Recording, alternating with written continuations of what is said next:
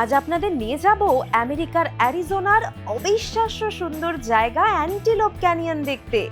সঙ্গে থাকবে পৃথিবী বিখ্যাত কলোরাডো নদীর হর্সশু বেন্ড, একেবারে লাইফ টাইম এক্সপিরিয়েন্স। আজ আমাদের জার্নি শুরু হয়েছিল অ্যারিজোনার ছোট্ট শহর পেজ থেকে। হোটেল থেকে বেরিয়ে আমরা এখন চলে এসেছি অ্যান্টিলোপ ক্যানিয়নের কাছাকাছি। মাত্র 10 মিনিটের পথ। যেদিকেই তাকাবেন সেদিকেই যেন রুক্ষ পাথুরে এক একটা ভাস্কর্য। আমরা এখন চলে এসেছি অ্যান্টিলোপ ক্যানিয়ন দেখতে। গতকাল রাতেই আমরা চলে এসেছিলাম পেজে, অনেক রাত হয়েছিল কিন্তু ঢুকতে। একটু রেস্ট নিয়ে ফ্রেশ হয়ে এখন দুপুর 1টা মতো বাজে, আমরা বেরিয়ে পড়েছি, চলে এসেছি অ্যান্টিলোপ ক্যানিয়ন দেখার জন্য। এখান থেকে ট্যুর বুক করব, চলুন যাই। It's going to be nice and sunny inside the canyon as well. Okay.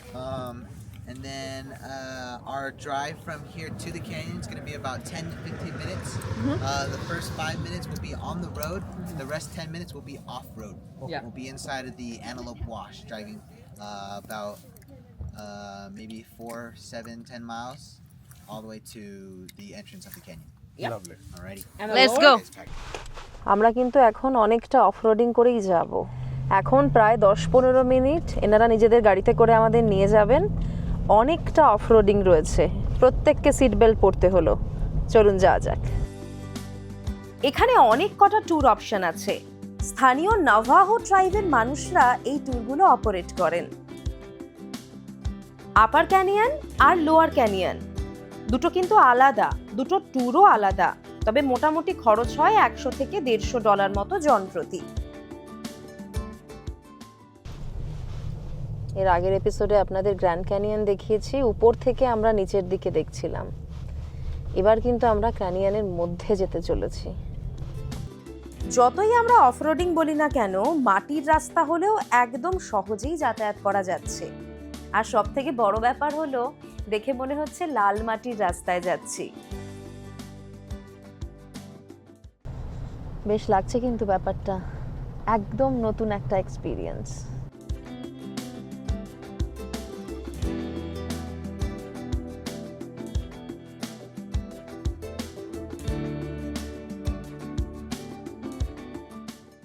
আচ্ছা, এখানে একটা ওয়ার্নিং দেখতে পাচ্ছি, ফ্লাশ ফ্লাড এরিয়া হতে পারে। এখানে অনেক সময় ফ্লাড আসে, তাই জন্য ট্যুর গ্রুপের সঙ্গেই থাকতে বলা হচ্ছে, যার জন্য। আর এখানে একদম লাইন দিয়ে যাওয়া হয় পরপর সবাই মিলে, যেন ভিড়ভাট্টা না হয়, সেই কারণে আমরা ওয়েট করছি এখন।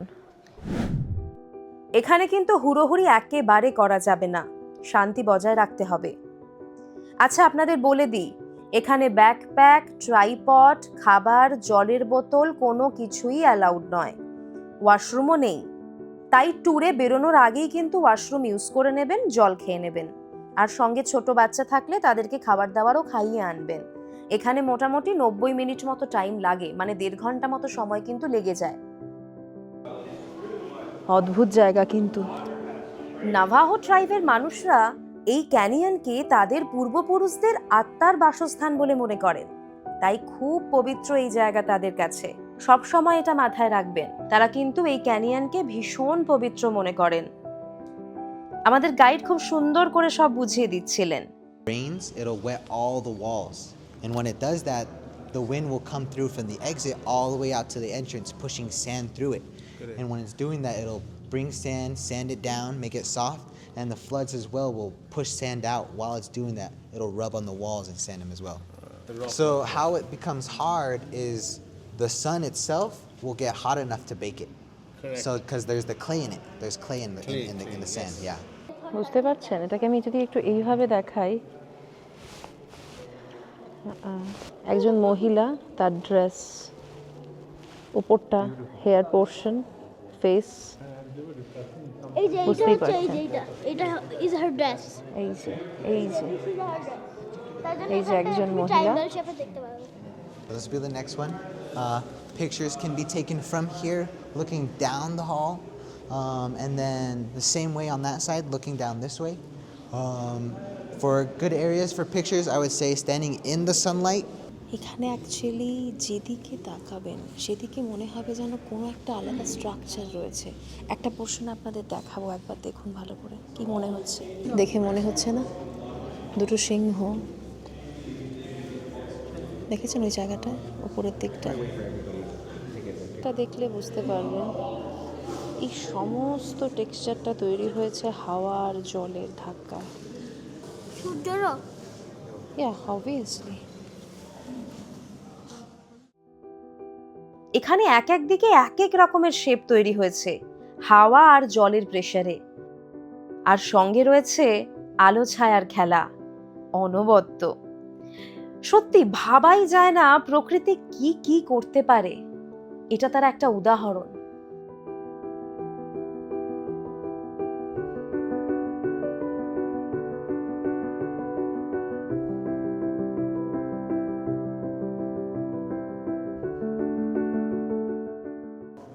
সবাই এখানে ছবি টবি তুলছেন।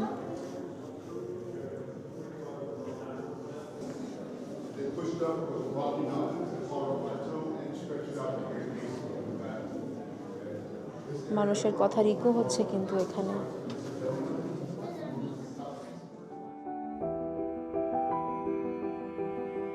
এখানে কিন্তু প্রচণ্ড মেনটেন করা হয় যে আগে যারা রয়েছে তারা চলে যাবে, তারপরই আপনি যেতে পারবেন। দেখতে পাচ্ছেন কতটা আমি জানি না, আলো আধার মিলিয়ে সবাই রয়েছে এখানে। আমরা হেঁটে হেঁটে ভেতরটা ঘুরে দেখছি, ছবি তুলছি। আলাদাই এখানকার অ্যাম্বিয়েন্স, একদম অন্যরকম। পেছন দিকটা দেখুন, যেদিকে তাকাবেন, যেদিকে যাবেন, যে সাইডে যাবেন সেই সাইডে এক এক দিকে এক এক রকম স্ট্রাকচার, এক এক দিকে এক এক রকম মনে হচ্ছে ফেস রয়েছে কারো, অনবদ্য কালার টেক্সচার, অস্বাভাবিক সুন্দর। মনে হচ্ছে যেন গোলক ধাঁধায় হারিয়ে যাব আমরা যদি কেউ না থাকে। প্র্যাকটিক্যালি হয়তো তাই। দেখুন যেদিকে তাকাবো, এই পোর্শনটায় আমরা যেখানে ঢুকছি এখন, এই পোর্শনটা কিন্তু অনেকটা ডার্ক। প্রথম দিকে বেশ খানিকটা জায়গা, প্রচুর আলো আসছে ওপর থেকে, কিন্তু এই পোর্শনটায় যে আমরা ঢুকছি এদিকটা আস্তে আস্তে অন্ধকার হয়ে আসছে। আলো ছায়ার খেলাটা বেড়ে গেছে, অল্প অল্প আলো, ম্যাক্সিমাম ছায়া। সত্যি অসাধারণ।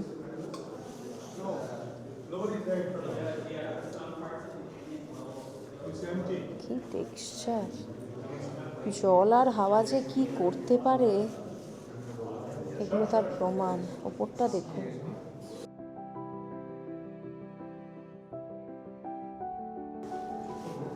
Nobody is here. এই পোর্শনটা কিন্তু একদম অন্ধকার হয়ে গেছে।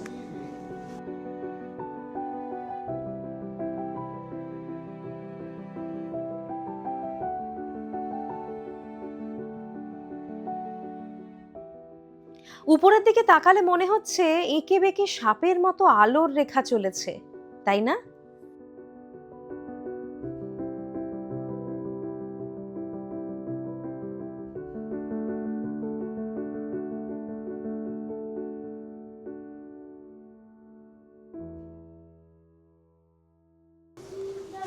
এবার Here we got some good news for you. We have something nice and clean. এবার আমরা ডার্ক জায়গাটা থেকে বেরিয়ে বাইরের দিকে চলে এলাম। উপরটা একবার আপনাদের আবারও দেখিয়ে দিই। ওপরটা দিয়ে দেখুন, এই যে শেপটা, এই যে এখান থেকে এই যে শেপটা, এই শেপটা দারুণ লাগছে দেখতে। দারুণ দারুণ। আমরা এখান থেকে বেরিয়ে এলাম, আর উপরটা হচ্ছে ঠিক এই রকম। দারুণ দারুণ। No. It would break. Perfect. Soft. ইপসি এখন ছবি তুলতে ব্যস্ত। এবার কিন্তু আমরা ডার্ক থেকে বেরিয়ে চলে এলাম বাইরে। কেমন লাগলো আপনাদের ভেতরটা? দারুণ, তাই না? আজকে জানেন তো, আজকে কিন্তু এখানে বৃষ্টি হওয়ার প্রেডিকশন ছিল, যে বৃষ্টি হবে। 40% রেন প্রেডিকশন ছিল। ভগবানের আশীর্বাদ, বৃষ্টি হলো না। আমরা খুব সুন্দর করে দেখলাম, দারুণ সুন্দর। এবার একটু বাইরে থেকে দেখাই আপনাদের কেমন লাগছে ক্যানিয়নটা দেখতে। বাইরে থেকে একটু দেখাই, ভেতরটা তো দেখে এলাম, হেঁটে এলাম। দারুণ লাগলো, একটা অন্য অনুভূতি। গত এপিসোডে আপনাদের দেখিয়েছি গ্র্যান্ড ক্যানিয়ন, আজকে অ্যান্টিলোপ ক্যানিয়ন। দারুণ। ছবি তুলতে তুলতে আমি একটু পিছিয়ে পড়ছি। এই যে পেছনে যিনি যাচ্ছেন উনি আমাদের সঙ্গে এসেছেন, আমাদের গাইড। গাড়িও উনিই চালিয়ে নিয়ে এসেছেন, খানিকটা বুঝিয়েও বললেন আমাদের এখানকার ডিটেলটা। এখানে একটা অন্য টেক্সচার দেখতে পাচ্ছি, দেখুন একটু অন্য টেক্সচার, এটা কিন্তু একটু আলাদা। এটা কিন্তু স্যান্ডস্টোন নয়, দিস ইজ স্যান্ডস্টোন, এটা স্যান্ডস্টোন, এটা কিন্তু একটু আলাদা।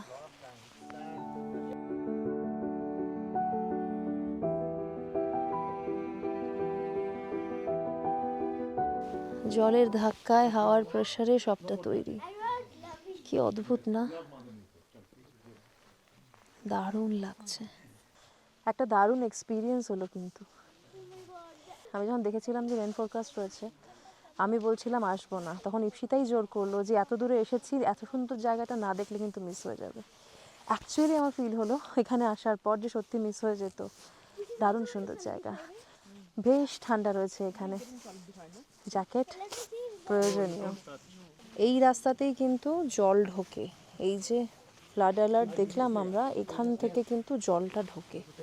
দেখুন কিরকম পাশ থেকে কেটে কেটে গেছে দেওয়ালের মতো। এটা তো খুব অবাক ব্যাপার, ধুতরা ফুল হয়ে রয়েছে I এখানে। forgot what it was called. I know it had the word moon in it. I forgot what it was called. Pretty. In Bengali, this is called dhutra. Yes, দেখুন কাঁটাটাও রয়েছে এই যে, this is not the flower, the fruit. এবার আমরা সিঁড়ি দিয়ে ওপরে উঠছি। Yes, watch your step.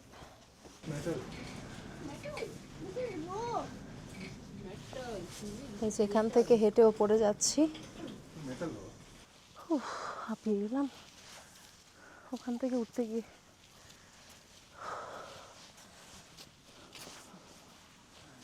দারুণ জায়গা।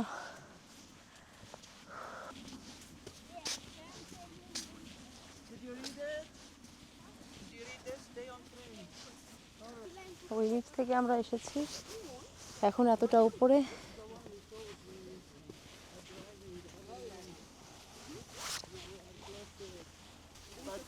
ওইখান থেকে আমাদের যেতে হবে।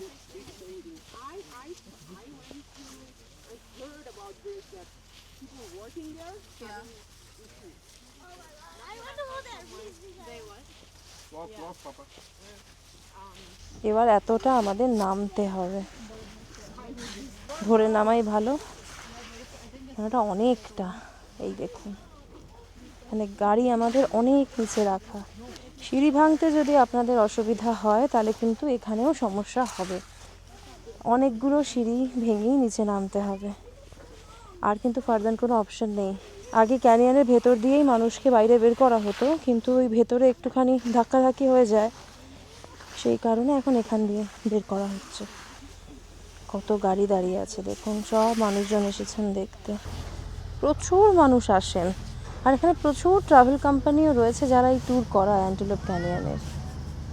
দুটো কিন্তু দুদিকে, ধরুন আপনি যদি মনে করেন যে আপার অ্যান্টিলোপ ক্যানিয়নে যাবেন, সেটা আলাদা যেতে হবে, লোয়ারে আলাদা যেতে হবে, দুটো এক জায়গায় নয় কিন্তু, দুটো ডিফারেন্ট জায়গায়। এবার এখান থেকে আমরা সরাসরি চলে যাব হর্সু বেন্ড দেখতে, যদিও এখন অনেকটাই বেলা হয়েছে, চলুন যাওয়া যাক, গিয়ে দেখি। অ্যান্টিলপ ক্যানিয়ন থেকে মিনিট 10 দূরেই রয়েছে এই হর্সু বেন্ড, একটা আইকনিক স্পট। হর্সু বেন্ডের পার্কিংয়ে চলে এসেছি। অনেকটা হাঁটতে হবে, এখানে হাঁটাটা একটা বড় ব্যাপার, অনেকটা হাঁটতে হয়। সানসেট হওয়ার আগের মুহূর্ত এখন, 5:30টায় সানসেট হয় আর এখন 5টা বাজে। আমাদেরকে চটপট যেতে হবে, নাহলে কিচ্ছু দেখতে পারবো না। এই ভিউটা দেখার জন্য আমরা এখন যাচ্ছি।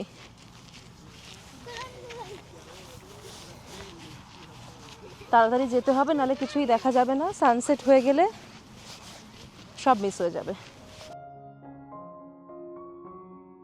কলোরাডো নদী এখানে ঘোড়ার খুঁড়ের মতো ইউ আকারে বাঁক নিয়েছে।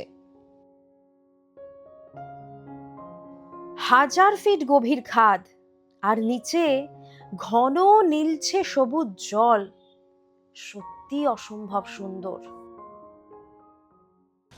অ্যাকচুয়ালি যে হাওয়াটা দিচ্ছে সেটা প্রচণ্ড ঠান্ডা, অ্যারিজোনার এই এরিয়াগুলো ভীষণ ড্রাই, পাথুরে এলাকা তো, গাছপালাও খুব একটা নেই, তাই ঠান্ডাটাও সানসেটের পর ঝুপ করে যেমন অন্ধকার নামে, ঠান্ডাটাও প্রচণ্ড বেড়ে যায়। এখানে আরেকটু আগে আসতে হবে বলেই আমার মনে হচ্ছে, কারণ আমরা পৌঁছতে পৌঁছতে যদি অন্ধকার হয়ে যায় বড্ড খারাপ লাগবে।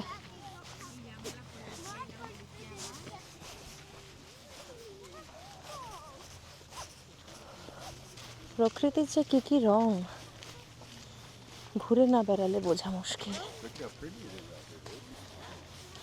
নেচারকে জানতে গেলে ঘুরতে হবে, যখন যেখানে সুযোগ আসবে বেরিয়ে পড়তে হবে। ওই যে দেখুন, ক্লোজ করে দেখাই, মানুষজন ওখানে ভিড় জমিয়েছেন, ওখান থেকেই দেখা যাচ্ছে ওই হর্ষ বেনটা। সানসেট কিন্তু হয়ে গেল মনে হচ্ছে আমার, দেখুন, কখনো বলা যায় না। এটা প্র্যাকটিক্যালি অনেকটা দূরত্ব, 1.5 থেকে 2 কিলোমিটার মতো হবে। এখানে তো মাইলের হিসেবে হয়।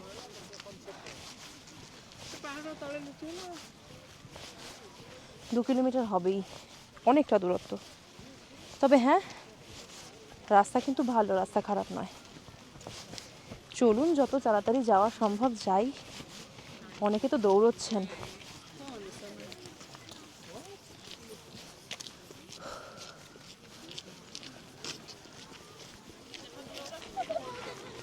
শেষ পর্যন্ত মনে হচ্ছে এসে পৌঁছেছি, চলুন যাই। এদিক থেকে উঠে দেখি।